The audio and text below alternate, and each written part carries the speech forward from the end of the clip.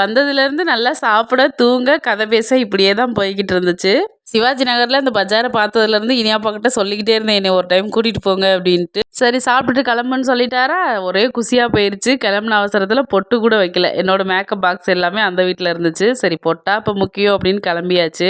கார்ல போகும்போது பயங்கர தூக்கம். பாதி வழியிலே ஏன்டா வந்தோன்னுலாம் தோணுச்சு. சரி விட்டுறக்கூடாது அப்படின்னு போயிட்டேன். போகும்போதே பிடிச்ச எதுனா 1, 2 திங்ஸ் வாங்குறோம், அப்படியே கிளம்பி வர்றோம் அப்படின்ற மாதிரி தான் போனேன். ஆனா கையை மீறி நிறைய திங்ஸ் வாங்கிட்டேன். எல்லாமே இந்த பேக்ல தான் இருக்கு. என்னென்ன வாங்கினேன் அப்படின்றத லாங் வீடியோவா போடுறேன். ஷாப்பிங் பண்ணதுல பசியே எடுத்துருச்சு. அப்படியே இங்க ஒரு ஹோட்டல் போய் chicken biryani, mutton biryani, chicken 65 நல்லா சாப்பிட்டாச்சு. நல்ல டேஸ்ட்டாவும் இருந்துச்சு. அப்படியே வீட்டுக்கு வந்து பார்த்தா எல்லாருமே கிளம்ப ஸ்டார்ட் பண்ணிட்டாங்க. நம்மளுக்குமே நைட்டு ட்ரெயினா, நம்மளும் கிளம்பணும். இந்த கிளம்புறது தான் பிடிக்காதது. எல்லாரும் ஒண்ணு கூடும்போது நல்லா ஜாலியா இருக்கும். போகும்போது ரொம்ப கஷ்டமா இருக்கும்.